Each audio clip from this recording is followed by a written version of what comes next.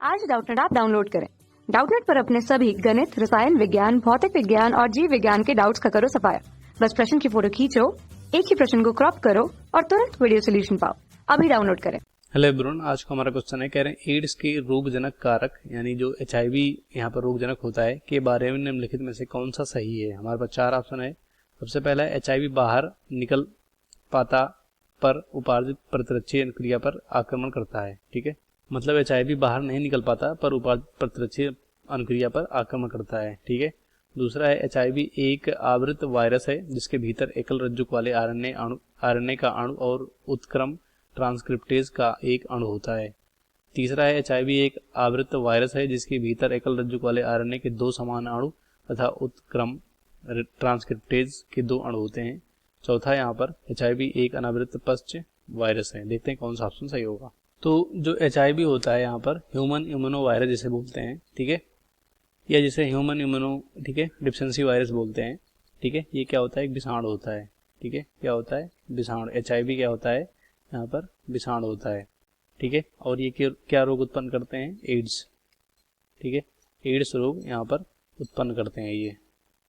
ठीक है, तो यहाँ पर ये बोला गया है कि एड्स के रोगजनक कारक, मतलब जो एड्स होता है उसका जो कह सकते हो यहाँ पर कारक है HIV, उसके यहाँ पर पैथोजेनिसिटी के बारे में बताना है, मतलब रोगजनक कैसे वो रोग उत्पन्न करता है। यहाँ पर निम्नलिखित में से कौन सा सही है। तो जो HIV होता है यहाँ पर उसमें जो अनुवांशिक पदार्थ होता है वो RNA होता है, सिंगल स्टैंडर्ड RNA। ठीक है, और साथ साथ यहाँ पर कह सकते हो इसमें आवरण भी पाया जाता है, मतलब इसके जेनेटिक मटेरियल के ऊपर आवरण भी होता है जो प्रोटीन और वसा से बना होता है। ठीक है, प्रोटीन और वसा से। तो देखते हैं कौन सा ऑप्शन सही होगा।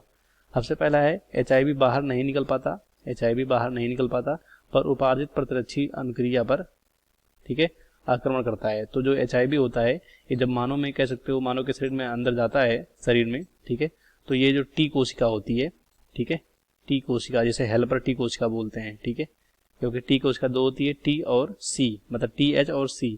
तो TH को क्या करते हैं, ये नष्ट करते हैं, जिससे कि यहाँ पर जो प्रतिरक्षा होता है उस जीव का जिस मानव में संक्रमण करते हैं उसका प्रतिरक्षा कम हो जाए और वो जीव या वो मानव विभिन्न रोगों से संक्रमित हो जाए। ठीक है, तो यही हमारा राइट हो जाएगा, क्योंकि रोग जनक के कारक के बारे में यही सही होगा। दूसरा HIV एक आवृत वायरस है, बिल्कुल सही है, आवृत वायरस है जिसके भीतर एकल रज्जुक वाले RNA का अणु और उत्क्रम ट्रांसक्रिप्टेज अणु होता है। तो इसमें RNA होता है जिससे कि ये क्या करते हैं, cDNA का निर्माण करते हैं, और इस RNA से cDNA बनने में जो एंजाइम उपयोग में आता है वो है उत्क्रम यानी रिवर्स ट्रांसक्रिप्टेज।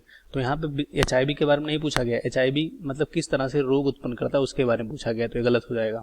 ठीक है, तीसरा HIV एक आवृत वायरस है जिसके भीतर एकल रज्जुक वाले RNA के दो समान अणु तथा उत्क्रम ट्रांसक्रिप्टेज के दो अणु होते हैं। राइट, ये भी गलत हो जाएगा क्योंकि दो अणु नहीं एक अणु होता है यहाँ पर। ठीक है, और यहाँ पर RNA के सिर्फ एक अणु होते हैं।